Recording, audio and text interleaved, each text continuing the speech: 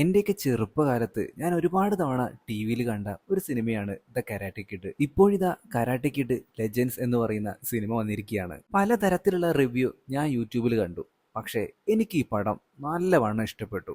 ഒരു രക്ഷയില്ല. തീർച്ചയായിട്ടും നിങ്ങൾ കണ്ടിരിക്കേണ്ട ഒരു സിനിമ കൂടിയാണ് കരാട്ടെ കിഡ് ലെജൻഡ്. ആദ്യമായിട്ടാണ് കൂട്ടുകാർ നമ്മുടെ ഈ ഒരു കൊച്ചു ചാനൽ കാണുന്നെങ്കിൽ ഇപ്പൊ തന്നെ സബ്സ്ക്രൈബ് ചെയ്യിക്കുക. നമുക്ക് നേരെ കഥയിലോട്ട് കടക്കാം. സിനിമയുടെ തുടക്കത്തിൽ തന്നെ 1986 കാലഘട്ടമാണ് കാണിക്കുന്നത്. മിസ്റ്റർ മിയാഗി ഡാനിയൽ ലറൂസോ എന്ന് പറയുന്ന ഒരു പയ്യന്റെ അടുത്ത് ഈ ഒരു മിയാഗി ഫാമിലി കരാട്ടയെ പറ്റിയിട്ടും ഹാൻ ഫാമിലിയുമായിട്ടുള്ള ബന്ധവും പറഞ്ഞു കൊടുക്കുകയാണ്. മിസ്റ്റർ മിയാഗിയുടെ പൂർവികനായ ഷിംബോ മിയാഗി ഒരിക്കല് ഫിഷിങ്ങിന് വേണ്ടി കടലിലേക്ക് പോയിരിക്കുകയായിരുന്നു. പക്ഷേ തിരമാലകളിൽ പെട്ടിട്ട് പുള്ളിക്കാരൻ ചൈനയിലേക്ക് വന്നടിഞ്ഞു. അങ്ങനെ ചൈനയിൽ വെച്ച് ഹാൻ ഫാമിലി അദ്ദേഹത്തിന് കുംഫു പഠിപ്പിച്ചു കൊടുത്തു. തിരിച്ച് നാട്ടിലെത്തിയ ഷിംബോ മിയാഗി താൻ പഠിച്ച കുംഫു ഡെവലപ്പ് ചെയ്ത് മിയാഗി ഫാമിലി കരാട്ടയാക്കി മാറ്റി. ചുരുക്കി പറഞ്ഞ ഒരു മരത്തിന്റെ തന്നെ രണ്ട് ശിഖിരങ്ങൾ പോലെയാണ് കരാട്ടയും കുംഫും. പിന്നീട് കാണിക്കുന്നത് ചൈനയാണ്. മിസ്റ്റർ ഹാൻ, അതായത് നമ്മുടെ ജാക്കി ചാൻ, ഇപ്പോ ഒരു കുംഫു സ്കൂൾ നടത്തിക്കൊണ്ടിരിക്കുകയാണ്. അപ്പോഴാണ് അങ്ങോട്ടേക്ക് ഒരു പെൺകുട്ടി ഓടി വന്നിട്ട് നമ്മുടെ ജാക്കി ചാന്റെ അടുത്ത് പറയുന്നത് ഡോക്ടർ ഫോങ് വരുന്നുണ്ടെന്ന്. അതറിഞ്ഞതും നമ്മുടെ ലീയെ വിവരം അറിയിക്കാനായിട്ട് ഒരുത്തനെ വിടുന്നുണ്ട്. ലീ എന്ന് പറയുന്നത് നമ്മുടെ ജാക്കി ചാന്റെ മരുമകനാണ്. അവന്റെ അമ്മയായിട്ടുള്ള ഡോക്ടർ ഫോങ് ആണ് അങ്ങോട്ടേക്ക് വരുന്നത്. പുള്ളിക്കാരിക്ക് നമ്മുടെ ലീ ഈ ഒരു കുംഫു അഭ്യസിക്കുന്നത് ഇഷ്ടമേ അല്ല. അമ്മ വരുന്നുണ്ടെന്നറിഞ്ഞ നമ്മുടെ ലീ അപ്പൊ തന്നെ ഒളിച്ചു നിൽക്കുന്നുണ്ട്. ഡോക്ടർ ഫോങ് ദേഷ്യപ്പെട്ടാണ് അങ്ങോട്ടേക്ക് വരുന്നത്. എന്നിട്ട് നമ്മുടെ ജാക്കി ചാന്റെ അടുത്ത് ചോദിക്കുന്നുണ്ട്, എന്റെ മകനോടേത്, നീ ഇരിക്കി, ഞാൻ നിനക്ക് ചായ എടുക്കട്ടെ എന്നൊക്കെ പറഞ്ഞിട്ട് പുള്ളിക്കാരനെ സോപ്പിടാനായിട്ട് നോക്കുന്നുണ്ടെങ്കിലും നമ്മുടെ ജാക്കി ചാനെ കുറ്റപ്പെടുത്തുകയാണ് ഫോങ്. നിങ്ങൾ ഒറ്റൊരുത്തം കാരണമാണ് എന്റെ മൂത്ത മകൻ നഷ്ടമായത്. ഇനി ഇളയവനെ കൂടി എനിക്ക് നഷ്ടപ്പെടുത്താൻ വയ്യ. എനിക്ക് ജോലി കിട്ടിയിട്ടുണ്ട് ന്യൂയോർക്കിൽ, ഞങ്ങൾ അങ്ങോട്ടേക്ക് പോവുകയാണ്. അത് ഒളിച്ചു നിൽക്കുന്ന അവനോട് കൂടി ഒന്ന് പറഞ്ഞേക്ക് എന്നും പറഞ്ഞ് നമ്മുടെ ലീയുടെ അമ്മ അവിടെ നിന്ന് പോവാണ്. പക്ഷെ ലീ അങ്ങോട്ടേക്ക് ഓടി ചെന്നിട്ട് അവൻ ഇവിടുന്ന് വരാൻ പറ്റില്ല എന്നൊക്കെ പറഞ്ഞെങ്കിലും നീ മര്യാദയ്ക്ക് വന്നോണം, അല്ലെങ്കിൽ ചേട്ടന്റെ വിധി തന്നെയായിരിക്കും ഈ ഒരു കുംഫു ഒക്കെ അഭ്യസിച്ചിട്ടുണ്ടെങ്കിൽ നടക്കാനായിട്ട് പോകുന്നത്. അങ്ങനെ നമ്മുടെ കുഞ്ഞു ലീ എല്ലാവരോടും യാത്ര പറഞ്ഞ് അമ്മയോടൊപ്പം ഇപ്പൊ ന്യൂയോർക്ക് സിറ്റിയിലേക്ക് ചേക്കേറുകയാണ്. ന്യൂയോർക്കിലെ ജീവിതം ഇനി എങ്ങനെയാവുന്ന ഒരു പിടുത്തവും ഇല്ല. കാരണം അവനിവിടെ പുതിയതാണല്ലോ, ഒരു കാര്യവും അറിയില്ല. വീട്ടിലേക്ക് എത്തിയ അവനാകട്ടെ ചേട്ടനോടൊപ്പമുള്ള ആ ഫോട്ടോയൊക്കെ നോക്കുന്നുണ്ട്. കുറച്ചു നേരം അവിടെ ഇരുന്ന ശേഷം ഞാൻ പിസ്സ വാങ്ങിയിട്ട് വരാം അമ്മയെന്ന് പറഞ്ഞിട്ട് അവൻ പുറത്തേക്ക് ഇറങ്ങി പോവുകയാണ്. പക്ഷേ അവൻ ഉദ്ദേശിച്ച ടേസ്റ്റിലുള്ള, അതായത് ചൈനയിൽ കിട്ടുന്ന തരത്തിലുള്ള പിസയും കാര്യങ്ങളൊന്നും അവിടെ ഉണ്ടായിരുന്നില്ല. അങ്ങനെ തേടി തേടി പോയി ലാസ്റ്റ് ഒരു കടയിലേക്ക് എത്തുന്നുണ്ട്. അതൊരു പിസ്സ ഷോപ്പ് തന്നെയായിരുന്നു. അവിടെയാണെന്നുണ്ടെങ്കിൽ വിക്ടർ എന്ന് പറയുന്ന ഒരു പുള്ളിക്കാരൻ ഉണ്ടായിരുന്നു. പുള്ളിക്കാരനാണെന്നുണ്ടെങ്കിൽ ഇവനെ കളിയാക്കാണ്, ചൈനയിൽ അതൊക്കെ കിട്ടുള്ളൂ എന്നൊക്കെ പറഞ്ഞ് കളിയാക്കുമ്പോൾ വിക്ടറിന്റെ മകളായിട്ടുള്ള മിയ അങ്ങോട്ട് വരികയാണ്. മിയയ്ക്ക് നമ്മുടെ ലീനെ കണ്ടപ്പോ തന്നെ ഒരു സ്പാർക്ക് അടിക്കുന്നുണ്ട്. അവളുടെ അച്ഛൻ അവളെ അപ്പൊ തന്നെ കളിയാക്കുന്നുണ്ട്. ഈ പയ്യനെ കണ്ടിട്ട് നിനക്കെന്താടി ഒരു ഇളക്കം എന്നൊക്കെ ചോദിക്കുകയാണ്. എന്റെ പൊന്നച്ച എന്നും പറഞ്ഞുകൊണ്ട് ലീക്ക് വേണ്ട ഓർഡർ അവള് സ്വീകരിച്ചു വെക്കുകയാണ്. അവനപ്പോഴേക്കും മറ്റൊരു കടയിലേക്ക് സാധനങ്ങൾ വാങ്ങാനായിട്ട് പോയി. അടുത്ത ദിവസം രാവിലെ തന്നെ ലീ അവന്റെ അമ്മയായിട്ടുള്ള ഫോങ്ങിനോടൊക്കെ യാത്ര പറഞ്ഞു സ്കൂളിലേക്ക് പോവാണ്. മെട്രോയിലൊക്കെ പോകുമ്പോൾ അവിടുത്തെ ലോക്കൽ ബോക്സിംഗ് ചാമ്പ്യൻസിന്റെ ഒക്കെ ഫോട്ടോസും അതേപോലെ തന്നെ നോട്ടീസും കാര്യങ്ങളൊക്കെ അവൻ കാണുന്നുണ്ട്. സ്കൂളിലേക്ക് പോയിട്ടുണ്ടായിരുന്ന ലീ ആവട്ടെ അവിടുത്തെ എല്ലാ കാര്യങ്ങളും കണ്ട് ഞെട്ടിത്തരിച്ചു നിൽക്കുകയാണ്. ചൈനയിലേതുപോലെ ആയിരുന്നില്ല ഒരു കാര്യവും. അങ്ങനെ ക്ലാസ് ഒക്കെ കഴിഞ്ഞ് തിരിച്ചു വരുമ്പോഴാണ് മിയെ അവൻ ഒരു വഴിയിൽ വെച്ച് കണ്ടുമുട്ടുന്നത്. അവളുടെ കയ്യിലുണ്ടായിരുന്ന കുറച്ച് സാധനങ്ങൾ താഴെ വീണിട്ടുണ്ടായിരുന്നു. ഇവൻ അങ്ങനെ ഓടിപ്പോയിട്ട് അവളെ ഹെൽപ്പ് ചെയ്യുകയാണ്. അങ്ങനെ രണ്ടുപേരും പരിചയപ്പെടുന്നു. നമ്മുടെ മിയ ചോദിക്കുന്നുണ്ട്, ഇവിടുത്തെ ലൈഫും കാര്യങ്ങളൊക്കെ എങ്ങനെയുണ്ട്? ഓരോ കാര്യങ്ങളൊക്കെ പഠിച്ചു വരുന്നു, വേണമെങ്കിൽ ഞാൻ പഠിപ്പിക്കാം എന്നൊക്കെ മിയ പറയുന്നുണ്ട്. പോകുന്ന വഴിക്ക് ബോക്സിംഗ് പ്രാക്ടീസ് ചെയ്യുന്നവരെ നോക്കി നിൽക്കുകയാണ് ലീ. ഇത് കണ്ട നമ്മുടെ മിയ പറയുന്നുണ്ട്, അറിയാതെ പോലും ഈ വഴിക്ക് വന്നേക്കരുത്, ഇവിടെ ഉള്ള എല്ലാം ഉടായ്പകളാണ്. അപ്പോഴാണ് നമ്മുടെ മിയയുടെ അച്ഛനായിട്ടുള്ള വിക്ടർ പൈസ വാങ്ങിച്ചിരുന്ന ഒരാൾ അങ്ങോട്ടേക്ക് വരുന്നത്. ഈ ഒരു ഫൈറ്റിംഗ് ക്ലബിന്റെ ഓണർ ആയിരുന്നു പുള്ളിക്കാരൻ. നിന്റെ അച്ഛനെ വിളിച്ചിട്ട് കിട്ടുന്നില്ലല്ലോ, മര്യാദയ്ക്ക് ബാക്കി പൈസയും കൂടി തരാനായിട്ട് നിന്റെ അച്ഛനോട് പറഞ്ഞേക്ക് എന്നും പറഞ്ഞ് ഭീഷണിപ്പെടുത്തി അയാൾ അവിടെ നിന്ന് പോകുന്നുണ്ട്. മിയ ഒരു മടിയും കൂടാതെ ലീഡെടുത്ത് ഈ കാര്യങ്ങളൊക്കെ തുറന്നു പറഞ്ഞു. ഫൈറ്റ് ക്ലബിലേക്ക് പോയിട്ടുണ്ടായിരുന്ന ആ ഓണർ അവിടെ ഉണ്ടായിരുന്ന കോണർ എന്ന് പറയുന്ന ഒരു പയ്യന്റെ അടുത്ത് പറയുന്നുണ്ട്, എടാ നിന്റെ എക്സ് ഗേൾ ഫ്രണ്ട് ഇപ്പൊ പുതിയൊരു ചെക്കനെ സെറ്റ് ആക്കിയിട്ട് പോകുന്നുണ്ടല്ലോ. അതോട് കൂടിയിട്ട് ഇവരെ രണ്ടുപേരെയും തുറിച്ചു നോക്കുന്നുണ്ട് കോണർ എന്ന് പറയുന്ന അവൻ. പിന്നീട് മിയയും ലീയും കൂടി ചെല്ലുന്നത് ഒരു ഷോപ്പിലേക്കാണ്. മിയയ്ക്ക് ഒരു ചൈനീസ് ഷോപ്പിൽ നിന്ന് എന്തൊക്കെയോ സാധനങ്ങൾ വാങ്ങാനുണ്ടായിരുന്നു. കടയുടെ ഓണർ ആണെന്നുണ്ടെങ്കിൽ ഡിസ്കൗണ്ട് ഒന്നും കൊടുക്കുന്നില്ല. അങ്ങനെ ലീ ഇടപെട്ടിട്ട് 700 രൂപയിൽ നിന്നും ഏകദേശം 450 രൂപയ്ക്ക് ആ ഒരു സാധനം കിട്ടി. ഇവൾക്ക് അത് വിശ്വസിക്കാൻ പോലും ആയില്ല. നീ എന്താ അവരോട് പറഞ്ഞേ? ഒന്നും പറഞ്ഞിട്ടൊന്നുമല്ല, നീ എന്റെ ഗേൾഫ്രണ്ട് ആണെന്ന് പറഞ്ഞു. പിന്നെ അതുമല്ല ഞങ്ങൾ ഒരേ നാട്ടുകാരാണല്ലോ, ഒരേ ഭാഷയാണെന്നല്ലോ, അപ്പൊ ലോക്കൽ പ്രൈസിന് എനിക്ക് സാധനം കിട്ടി, അത്ര തന്നെ. അങ്ങനെ സംസാരിച്ച് രണ്ടുപേരും അവരവരുടെ വീട്ടിലേക്ക് മടങ്ങി പോവുകയാണ്. വീട്ടിലേക്ക് എത്തിയ നമ്മുടെ ലീ അമ്മയായിട്ടുള്ള ഫോങ്ങിനോടൊപ്പം ഭക്ഷണം കഴിച്ചുകൊണ്ടിരിക്കുകയാണ്. അപ്പൊ അമ്മ ചോദിക്കുകയാണ്, മോനെ നിനക്ക് ഫ്രണ്ട്സ് വല്ലതും ആയോ? ആരെങ്കിലും കിട്ടിയോ? കിട്ടി. എന്താ അവന്റെ പേര്? മിയ. അമ്മ ഒന്ന് ഞെട്ടിയിട്ട് അവനെ നോക്കുന്നുണ്ട്. എന്തായാലും അവൻ തല്ലിനൊന്നും പോകുന്നില്ലല്ലോ, ഒരു പെൺകുട്ടീനായിട്ടല്ലേ ചങ്ങാത്തം, കുഴപ്പമൊന്നുമില്ല എന്നാണ് അമ്മ വിചാരിക്കുന്നത്. അടുത്ത ദിവസം മുതൽ തന്നെ ഇവർ രണ്ടുപേരും നല്ല ചങ്ങാതിമാരായി. ഒരുമിച്ചാണ് ഇപ്പൊ സ്കൂളിലേക്കൊക്കെ പോകുന്നത്. പോകുന്ന വഴിയിൽ ഇവരുടെ ആ ഒരു തുക്കട സ്കൂട്ടർ ഇപ്പൊ കംപ്ലൈന്റ് ആയിരിക്കുകയാണ്. ഇനി എന്ത് ചെയ്യാനാ, നമുക്ക് മെട്രോയിൽ പോവാം. അങ്ങനെ രണ്ടും കൂടി ആ ഒരു മെട്രോയിൽ ഈ ഒരു സ്കൂട്ടറും കയറ്റി പോകുമ്പോഴാണ് അങ്ങോട്ടേക്ക് കോണർ വരുന്നത്. കോണർ വന്നിട്ട് ഇവളുടെ അടുത്ത്, നീ എന്താ ഇവന്റെ കൂടെ നിൽക്കുന്നേ? അടി പൊട്ടുന്ന ഉറപ്പായപ്പോ മീയാണെന്നുണ്ടെങ്കിൽ തന്ത്രത്തില് ലീയും കൂട്ടി അവിടെ നിന്ന് പോകാനായിട്ട് നോക്കുകയാണ്. അങ്ങനെ പോകുന്ന വഴിക്ക് ഈ കോണർ ആണെന്നുണ്ടെങ്കിൽ ലീയുടെ മുഖത്തിനിട്ട് ഒരടി കൊടുക്കുന്നുണ്ട്. പാവം ലീ ആണെന്നുണ്ടെങ്കിൽ അതൊട്ടും പ്രതീക്ഷിച്ചിരുന്നില്ല. മുഖവും പൊത്തിപ്പിടിച്ചാണ് ഇപ്പൊ നമ്മുടെ ലീ നടക്കുന്നത്. ഇനി എങ്ങനെ ഞാൻ വീട്ടിൽ കയറും, നല്ല പാടുണ്ട് ഈ കണ്ണിന്റെ ഭാഗത്തായിട്ട്. അതിനൊക്കെ വഴിയുണ്ടെന്നും പറഞ്ഞിട്ട് മിയ അവളുടെ അച്ഛനായിട്ടുള്ള വിക്ടറിന്റെ അടുത്തേക്ക് ലീയെ കൂട്ടിക്കൊണ്ടു പോവുകയാണ്. എന്റെ ഈ പാടൊന്ന് മാറ്റി തരുമോ? അമ്മയുടെ അടുത്തേക്ക് ചെന്നിട്ടുണ്ടെങ്കിൽ ചുട്ട അടി കിട്ടും. അതിനെന്താ, ഇപ്പൊ റെഡിയാക്കി തരാം എന്ന് പറഞ്ഞിട്ട് മേക്കപ്പ് സെറ്റും കാര്യങ്ങളൊക്കെ എടുത്തിട്ട് പുള്ളിക്കാരൻ അവന്റെ കണ്ണിനടിയിലുണ്ടായിരുന്ന ആ ഒരു പാടൊക്കെ നല്ല രീതിയിൽ മേക്കപ്പ് ചെയ്തു കൊടുക്കുന്നുണ്ട്. അതിനുശേഷം ഇപ്പൊ വലിയ കുഴപ്പമൊന്നുമില്ല. അങ്ങനെ നമ്മുടെ കുഞ്ഞിലി വീട്ടിലേക്ക് പോയി രാവിലെ എഴുന്നേക്കുമ്പോ തന്നെ അവന്റെ കണ്ണിന്റെ അടിയിലുണ്ടായിരുന്ന ആ ഒരു പാട് അമ്മ കണ്ടുപിടിച്ചു. ഇനി നിന്നെ ഇങ്ങനെ കയറൂരി വിട്ടാൽ ശരിയാവില്ല എന്നും പറഞ്ഞുകൊണ്ട് ട്യൂട്ടറായിട്ടുള്ള അലനെ ഏൽപ്പിക്കുകയാണ് നമ്മുടെ കുഞ്ഞിലിയെ. കോണറിനോടുള്ള ദേഷ്യമൊക്കെ നമ്മുടെ ലീയുടെ മനസ്സിലുണ്ടായിരുന്നു. പക്ഷെ ഒന്നും പുറത്തു കാണിക്കാനായിട്ട് പറ്റില്ല. അന്ന് രാത്രി ലീ അവന്റെ ആ ഒരു ഡയറി മറ്റൊക്കെ എടുത്തു നോക്കുമ്പോൾ അതിനുള്ളിലായിട്ട് അവന്റെ ബ്രദറിനൊപ്പമുള്ള ഫോട്ടോ ഉണ്ടായിരുന്നു. അന്ന് ചേട്ടൻ പഠിപ്പിച്ചു തന്ന ആ ഒരു ഡ്രാഗൺ കിക്കിനെ പറ്റിയിട്ടൊക്കെ അവൻ ഓർക്കുന്നുണ്ട്. ചേട്ടൻ അത് നന്നായി ചെയ്യുമായിരുന്നു. പിന്നീട് നമ്മുടെ ലീയും അത് പ്രാക്ടീസ് ചെയ്തു. ഇനി കോണർ എങ്ങാനും തന്റെ നേർക്ക് വന്നാൽ ഈ ഒരു ഡ്രാഗൺ കിക്ക് ഉപയോഗിക്കാമെന്ന് നമ്മുടെ ലീ മനസ്സിൽ കരുതുകയാണ്. അങ്ങനെ പതിവ് പോലെ വീണ്ടും സ്കൂളിലേക്ക് പോയി.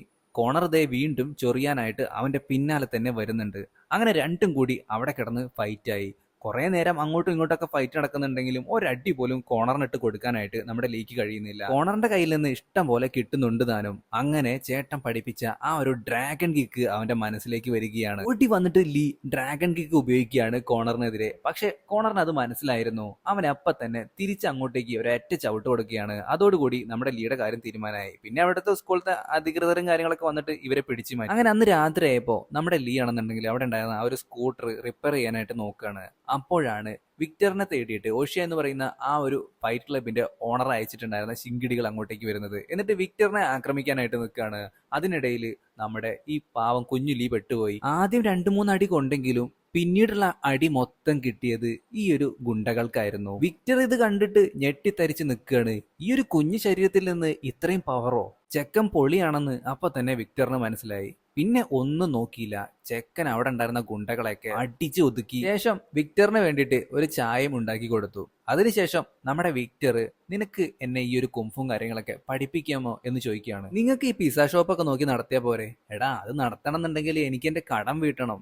ആ ഒരു കടം വീട്ടാനായിട്ട് ഇവിടെ ഒരു ചാമ്പ്യൻഷിപ്പ് ഉണ്ട്, ഒരു ലോക്കൽ ചാമ്പ്യൻഷിപ്പ്. 2 കളിയിൽ എനിക്ക് ജയിക്കാനായിട്ട് പറ്റിയാൽ ഉറപ്പായിട്ടും എന്റെ കടങ്ങൾ വീട്ടാനായിട്ട് പറ്റും. അതുകൊണ്ട് നീ എന്നെ ഒന്ന് പഠിപ്പിക്കാമോ എന്നൊക്കെ ഇവന്റെ അടുത്ത് വീണ്ടും വീണ്ടും ചോദിച്ചുകൊണ്ടേയിരിക്കുകയാണ് വിക്ടർ. എന്നെ കൊണ്ടൊന്നും പറ്റില്ല എന്ന് പറഞ്ഞുകൊണ്ട് ലീ വീട്ടിലേക്ക് പോവുകയാണ്. അടുത്ത ദിവസം അമ്മയ്ക്ക് അവധിയായിരുന്നു. അതുകൊണ്ട് തന്നെ അമ്മയോടൊപ്പം നമ്മുടെ ലീ അന്നത്തെ ദിവസം മുഴുവൻ ചെലവഴിച്ചു. അന്ന് രാത്രി തന്നെ നമ്മുടെ ജാക്കി ചാനെ വിളിച്ചിട്ട് ലീ ഇക്കാര്യം പറഞ്ഞു.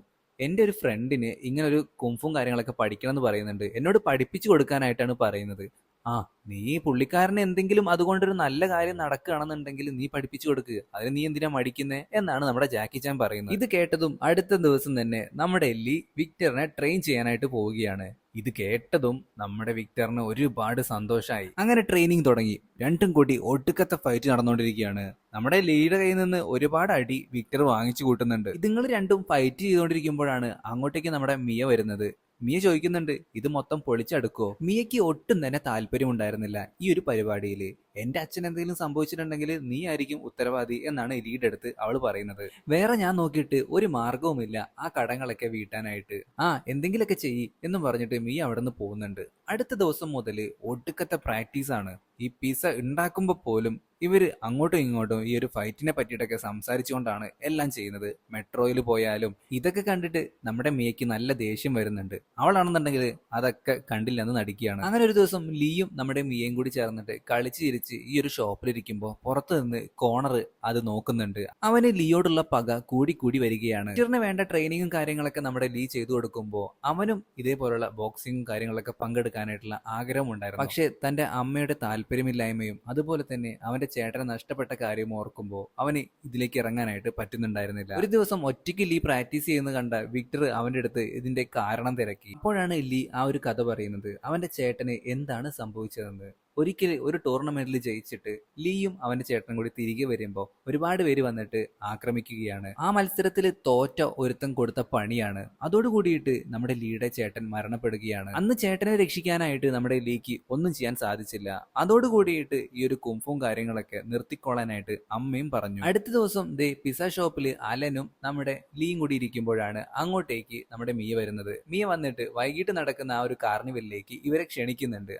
ആദ്യം ലീ വരുന്നില്ല എന്ന് പറഞ്ഞെങ്കിലും പിന്നീട് അലൻ നിർബന്ധിച്ചുകൊണ്ട് ലീയും അലനും കൂടി ചേർന്നിട്ട് ഇപ്പൊ വൈകിട്ട് അങ്ങോട്ടേക്ക് എത്തിയിട്ടുണ്ട്. പക്ഷേ അവിടെ ചെന്ന നമ്മുടെ ലീക്ക് കാണാനായിട്ട് കഴിയുന്നത് കോണറുമായി സംസാരിച്ച് നിൽക്കുന്ന മിയയെയാണ്. അവനാകെ തകർന്നു പോയി. അവളെ കണ്ട് സംസാരിക്കാതെ തിരികെ അവൻ വീട്ടിലേക്ക് പോയി. അടുത്ത ദിവസമാണ് ഈ ഒരു ബോക്സിംഗ് ചാമ്പ്യൻഷിപ്പ് നടക്കാനായിട്ട് പോകുന്നത്.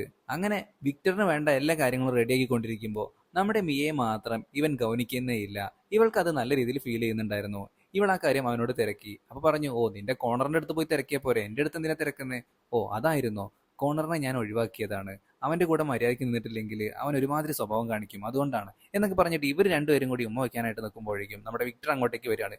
എനിക്കിന്നൊരു ഫൈറ്റ് ഉണ്ടായി പോയി, അല്ലെങ്കിൽ രണ്ടിനെ ഞാൻ ശരിയാക്കാനെ എന്ന് പറഞ്ഞിട്ട് വിക്ടർ അങ്ങനെ ഫൈറ്റിന് വേണ്ടിയിട്ട് കയറുകയാണ്. പക്ഷെ ആദ്യം ഒരുപാട് അടി അങ്ങോട്ടും ഇങ്ങോട്ടൊക്കെ കൊടുത്തെങ്കിലും ലാസ്റ്റ് ആയപ്പോ വിക്ടറിനിട്ട് നല്ല പണി കിട്ടി. വിക്ടർ ജയിക്കുകയാണെന്ന് മനസ്സിലായിട്ടുണ്ടായിരുന്ന ആ ഓപ്പോണന്റ് അവനെതിരെ ഫൗള് കാണിക്കുകയാണ്. അതോടുകൂടിയിട്ട് വിക്ടറിന് നല്ല പരിക്ക് പറ്റുകയാണ്.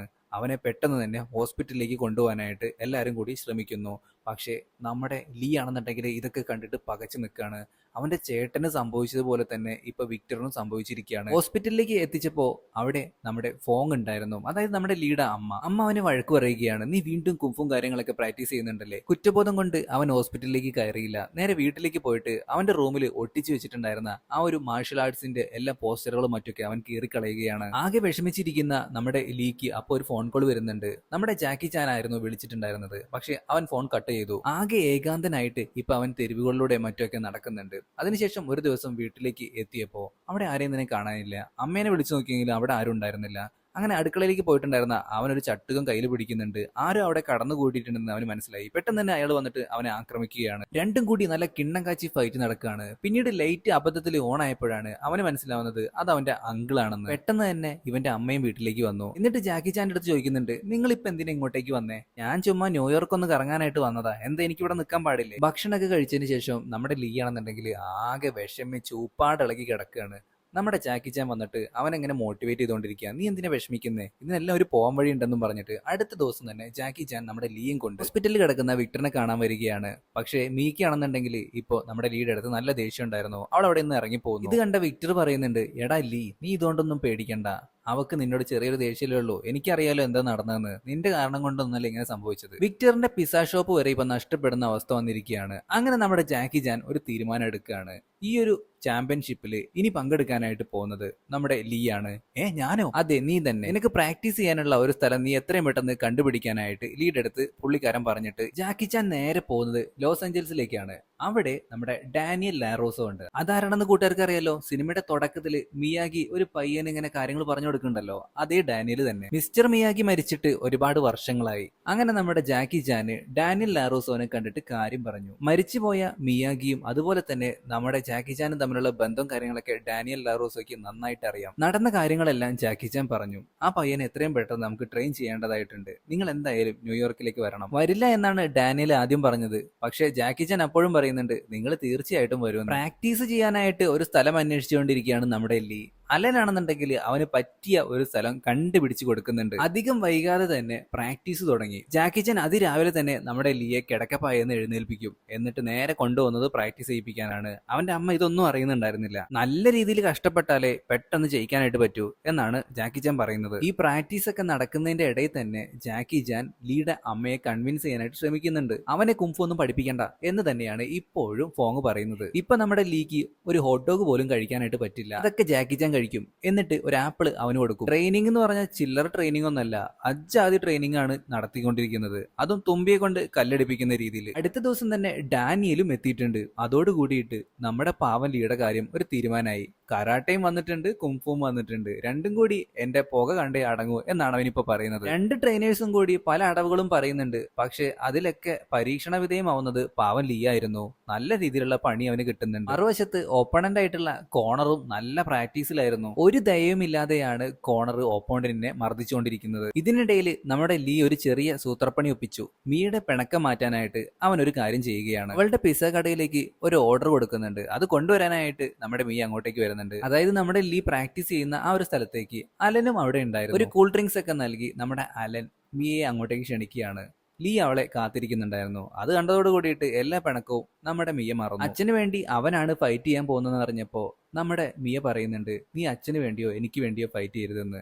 അപ്പൊ നമ്മുടെ ലീ പറയുകയാണ്, ഞാൻ ആർക്കും വേണ്ടിയിട്ടല്ല, എനിക്ക് വേണ്ടിയിട്ടാണ് ഫൈറ്റ് ചെയ്യുന്നതെന്ന്. ഈ ഒരു ഫൈറ്റിംഗ് ടൂർണമെന്റിന്റെ ആദ്യഘട്ടം തുടങ്ങിയിരിക്കുകയാണ്. ഇതിൽ ആരൊക്കെയാണോ ജയിച്ച് കൂടുതൽ പോയിന്റ് കിട്ടുന്നത് അവരായിരിക്കും ഫൈനലിലേക്ക് തെരഞ്ഞെടുക്കപ്പെടുന്നത്. ആദ്യമൊക്കെ നമ്മുടെ ലീക്ക് നല്ല അടി കിട്ടുന്നുണ്ടായിരുന്നു. പക്ഷെ പിന്നീട് അങ്ങോട്ട് അവൻ നല്ല രീതിയിൽ പോയിന്റ് നേടിയിട്ട് ഓപ്പോണന്റുകളൊക്കെ തീർത്ത് കളയുകയാണ്. നമ്മുടെ ലീയെ ട്രെയിൻ ചെയ്ത് ഇപ്പൊ രണ്ട് ട്രെയിനേഴ്സും തമ്മിൽ അടിയായിട്ടുണ്ട്. മറുവശത്ത് കോണറും ഇപ്പൊ ഓപ്പോണന്റുകളെ തീർത്ത് കളയുന്നു. അതിനുശേഷം പിന്നീട് കാണിക്കുന്നത് ഇഞ്ചുറീസ് ഒക്കെ മാറിയിട്ടുള്ള നമ്മുടെ വിക്ടറിനെയാണ്. ഒരുപാട് മാച്ചുകൾ ഇപ്പൊ കഴിഞ്ഞിരിക്കുകയാണ്. കോണർ ഓൾറെഡി ഇപ്പൊ ഫൈനലിലേക്ക് തെരഞ്ഞെടുക്കപ്പെട്ടിരിക്കുന്നു. ഇപ്പൊ നടന്നുകൊണ്ടിരിക്കുന്ന മാച്ചിൽ നമ്മുടെ ലീ ജയിക്കുകയാണെന്നുണ്ടെങ്കിൽ അവനും ഫൈനലിലേക്ക് വരും. അതായത് അവന്റെ ഓപ്പോണന്റ് ആയിട്ട് വരാൻ പോകുന്നത് കോണറാണ്. അത് തന്നെ സംഭവിച്ചു. നമ്മുടെ ലീ ഈ ഒരു മാച്ചിൽ ജയിച്ചിരിക്കുകയാണ്. അത് കണ്ടതും ഓഷിയ എന്ന് പറയുന്ന ആ ഒരു ഫൈറ്റ് ക്ലബിന്റെ ഓണർ ആണെന്നുണ്ടെങ്കിൽ നമ്മുടെ ലീയെ തീർക്കാനായിട്ട് ഒരുപാട് ഗുണ്ടകളെ അങ്ങോട്ട് അയക്കുകയാണ്. പക്ഷേ നമ്മുടെ ട്രെയിനേഴ്സ് ആയിട്ടുള്ള ജാക്കി ചാനും അതുപോലെ തന്നെ ഡാനിയലും കൂടി ചേർന്നിട്ട് അവന്മാരൊക്കെ ഇട്ട് തീർക്കുകയാണ്. എന്നിട്ട് നമ്മുടെ ലീയെ അവിടെ നിന്ന് സംരക്ഷിച്ച് പുറത്തേക്ക് കൊണ്ടുവരുന്നു. ഇനി കാണാൻ പോകുന്നത് നല്ല ചിമിട്ടം ഫൈറ്റ് ആണ്. കോണറും നമ്മുടെ ലീയും തമ്മിലുള്ള ഫൈനൽ ഫൈറ്റ്. ഇതിനിടയിൽ നമ്മുടെ ജാക്കി ചാൻ ഒന്നുകൂടി ഫോങ്ങിനെ കണ്ട് കാര്യം പറയുന്നു. അങ്ങനെ ഫോങ് മനസ്സില്ലാ മനസ്സോടെയാണെന്നുണ്ടെങ്കിലും മകനെ ഈ ഒരു ഫൈറ്റിന് വിടാനായിട്ട് സമ്മതിക്കും. വീണ്ടും വളരെ പാട് പിടിച്ച ട്രെയിനിങ് കാര്യങ്ങളൊക്കെയാണ് ഇപ്പൊ നമ്മുടെ ലീക്ക് കൊടുത്തുകൊണ്ടിരിക്കുന്നത്. അപ്പൊ നമ്മുടെ ഡാനിന് ചോദിക്കുന്നുണ്ട്, ഇവൻ ഇത്രയും വലിയ ട്രെയിനിങ് കാര്യങ്ങളൊക്കെ എന്തിനാ കൊടുക്കുന്നതെന്ന്. പക്ഷെ അവന്റെ ഓപ്പോണന്റ് ഇതിനേക്കാൾ വലിയ മിടുക്കനാ. അപ്പൊ എന്തായാലും ആ ഒരു ടൈഗറിനെ തീർക്കാനുള്ള രീതിയിൽ വേണം നമ്മൾ ഓരോ കളികളും കളിക്കാനായിട്ട്. അങ്ങനെ നമ്മുടെ ജാക്കി ചാൻ കുംഫു ആണ് ലീക്ക് പഠിപ്പിച്ചു കൊടുക്കുന്നതെങ്കിൽ മറുവശത്ത് ഡാനിയൽ കരാട്ടെ പഠിപ്പിച്ചു കൊടുക്കുന്നു. എന്തിനേറെ പറയുന്നു, മെട്രോ സ്റ്റേഷനിൽ വരെ പോയിട്ട് നമ്മുടെ ലീക്ക് ട്രെയിനിങ് കൊടുക്കുന്നുണ്ട്. അങ്ങനെ ഫൈറ്റ് നടക്കുന്ന ആ ഒരു ദിവസം വന്നെത്തിയിരിക്കുകയാണ്. നമ്മുടെ ലീക്ക് ആകെ ഒരു വിഷമം ഉണ്ടായിരുന്നുള്ളൂ, അവന്റെ അമ്മ ഇതിനൊക്കെ സമ്മതിക്കുമെന്ന്. പക്ഷെ അവന്റെ അമ്മ ഇപ്പൊ പൂർണ്ണ സമ്മതം നൽകിയിരിക്കുകയാണ്. അടിച്ചവനെ തോൽപ്പിച്ച് വാടാ മോനെ എന്നാണ് അവന്റെ അമ്മ ഇപ്പൊ അവനോട് പറയുന്നത്. ട്രെയിനിങ്ങിന്റെ സമയത്ത് നമ്മുടെ ജാക്കി ചാനും അതുപോലെ തന്നെ ഡാനിയലും കൂടി ചേർന്നിട്ട് ഇവന്റെ ബ്രദർ പഠിപ്പിച്ചു കൊടുത്തിരുന്ന ആ ഒരു ഡ്രാഗൺ കിക്ക് ഉണ്ടല്ലോ, അത് ഓൾറെഡി കോണറിന് നേരെ പ്രയോഗിച്ച കാര്യം നമ്മുടെ ലീ ഇവരുടെ അടുത്ത് പറഞ്ഞിട്ടുണ്ടായിരുന്നു. അത് പാളി പോയിട്ടുമുണ്ട്. പക്ഷെ നമ്മുടെ ജാക്കി ചാനും ഡാനിയലും കൂടി ചേർന്നിട്ട് ആ ഒരു ടെക്നിക്കിൽ ചെറിയൊരു വേരിയേഷൻ വരുത്തിയിട്ട് നമ്മുടെ ലീക്ക് പറഞ്ഞു കൊടുത്തിട്ടുണ്ട്. 8 പോയിന്റ് മാച്ചാണ് ഇപ്പൊ നടക്കാനായിട്ട് പോകുന്നത്. കോണറിനെ ട്രാപ്പിലാക്കാനായിട്ട് നമ്മുടെ ലീ പലതവണ ശ്രമിച്ചു. പക്ഷെ നടക്കുന്നില്ല. എത്രയൊക്കെ ശ്രമിച്ചിട്ടും കോണറിനെ തോൽപ്പിക്കാനായിട്ട് പറ്റുന്നില്ല. കോണറിന്റെ കയ്യിൽ നിന്ന് ഒരുപാട് അടി നമ്മുടെ ലീ വാങ്ങുന്നുണ്ട്. അതിനുശേഷം അവനോട് വീണ് പോകുന്നുണ്ട്. അപ്പോഴാണ് അവന്റെ ബ്രദറിന്റെ കാര്യവും അതുപോലെ തന്നെ വിക്ടറിന് ഇപ്പൊ എടുത്തു പറ്റിയ പരിക്കും കാര്യങ്ങളൊക്കെ അവന്റെ മനസ്സിലേക്ക് വരുന്നത്. ഒരുവിധം അവൻ അവിടെ നിന്ന് എഴുന്നേൽക്കുന്നു. എന്നിട്ട് പതിയെ സമാധാനത്തോട് കൂടിയിട്ട് കോണറിനെതിരെ ഫൈറ്റ് ചെയ്യുന്നു. അതോട് കൂടിയിട്ട് അവനും പോയിന്റുകൾ കിട്ടാനായിട്ട് തുടങ്ങി. അവസാനമായിട്ട് ആ ഒരു ഡ്രാഗൺ കിക്ക് ഉപയോഗിക്കുന്നു. പക്ഷെ കോണർ പ്രതീക്ഷിച്ചതുപോലെ ആയിരുന്നില്ല ആ ഒരു ഡ്രാഗൺ കിക്ക്. അതിനുശേഷം മറ്റൊരു കിക്കും കൂടി ലീ നമ്മുടെ കോണറിനിട്ട് കൊടുക്കുന്നു. ആ ഒരു തക്കത്തിന് തന്നെ വീണ്ടും ഒരൊറ്റ ചവിട്ട് അവന്റെ നെഞ്ചത്ത്. അതോട് കൂടിയിട്ട് നമ്മുടെ കോണർ തെറിച്ചു പോവുകയാണ്. 8 പോയിന്റും നേടി നമ്മുടെ ലീ ജയിച്ചിരിക്കുകയാണ്. എന്താണ് സംഭവിച്ചെന്ന് പോലും കോണറിന് മനസ്സിലായില്ല. അങ്ങനെ തിരിഞ്ഞു നിൽക്കുന്ന നമ്മുടെ ലീനെ ആക്രമിക്കാനായിട്ട് കോണർ വരികയാണ്. പക്ഷെ പെട്ടെന്ന് തന്നെ ലീ ഒഴിഞ്ഞു മാറി കോണറിനെ മലർത്തിയടിച്ചു. എന്നിട്ട് അവന്റെ മുഖത്തിനിട്ട് കൊടുക്കാനായിട്ട് ഓങ്ങി. പക്ഷെ അവൻ അത് ചെയ്തില്ല. നമ്മുടെ ലീ അങ്ങനെ വിജയിച്ചിരിക്കുകയാണ്. കോണർ നാണം കെട്ട് അവിടെ നിന്നും ഇറങ്ങിപ്പോകുന്നു. ലീയുടെ അമ്മ ഓടി വന്നിട്ട് അവനെ കെട്ടിപ്പിടിക്കുന്നു. ലീഡ് ജാക്കി ചാനെ കെട്ടിപ്പിടിക്കുമ്പോഴാണ് നമ്മുടെ മിയ അതിന്റെ ഇടയിൽ കൂടെ വന്നിട്ട് നമ്മുടെ ലീക്ക് ഉമ്മ കൊടുക്കുന്നത്. അവൻ നമ്മുടെ ജാക്കി ചാൻ ആണെന്നുണ്ടെങ്കിൽ എന്റെ പിള്ളേരെ എന്റെ കൈ അതിന്റെ ഇടയിലുണ്ട്, അതൊന്നും മാറ്റട്ടെ, എന്നിട്ട് നിങ്ങൾ ഉമ്മ വെച്ചോ. അങ്ങനെ എല്ലാവരും ഭയങ്കര ഹാപ്പി ആയിട്ടുണ്ട്. വിക്ടർ പുതിയൊരു പിസ്സ ഷോപ്പ് തുടങ്ങിയിട്ടുണ്ട്. നമ്മുടെ ജാക്കി ചാൻ ചൈനയിലേക്ക് തിരിച്ചുപോയി. അതിനുശേഷം ഡാനിയലിന് ഒരു ഫ്രോസൺ പിസ്സ അയച്ചു കൊടുക്കുന്നുണ്ട്. ഇങ്ങനെ ഒരു സീനും കാണിച്ചുകൊണ്ടാണ് നമ്മുടെ ഇന്നത്തെ സിനിമ അവസാനിക്കുന്നുണ്ട്. സിനിമയുടെ അവസാനത്ത് ജോണി ലോറൻസ് വരുന്നുണ്ട്. എന്നിട്ട് പുതിയൊരു പിസ്സ ബിസിനസിനെ പറ്റിയിട്ടൊക്കെ ഇവർ സംസാരിക്കുന്നുണ്ട്. അപ്പൊ ഇന്നത്തെ വീഡിയോ എല്ലാ കൂട്ടുകാർക്കും ഇഷ്ടപ്പെട്ടെങ്കിൽ ലൈക്ക് ചെയ്യാനും ഷെയർ ചെയ്യാനും മറക്കരുത്. ആദ്യമായിട്ടാണ് കൂട്ടുകാർ നമ്മുടെ ഈ ഒരു കൊച്ചു ചാനൽ കാണുന്നെങ്കിൽ ഇപ്പൊ തന്നെ ഒന്ന് സബ്സ്ക്രൈബ് ചെയ്തേക്കുക. റിവ്യൂകൾക്കൊന്നും ചെവി കൊടുക്കാതെ ഈ സിനിമ കാണാനായിട്ട് നിങ്ങൾ ശ്രമിക്കുക. നല്ല അടിപൊളി സിനിമയാണ്. എന്തായാലും നിങ്ങളുടെ ടൈം ഒന്നും വേസ്റ്റ് ആവില്ല. അപ്പൊ എന്തായാലും പുതിയൊരു സിനിമയായിട്ട് നമുക്ക് വീണ്ടും കാണാം. അതുവരെ എല്ലാവരും നല്ല ഹാപ്പി ആയിട്ടിരിക്കുക. Tata, bye bye.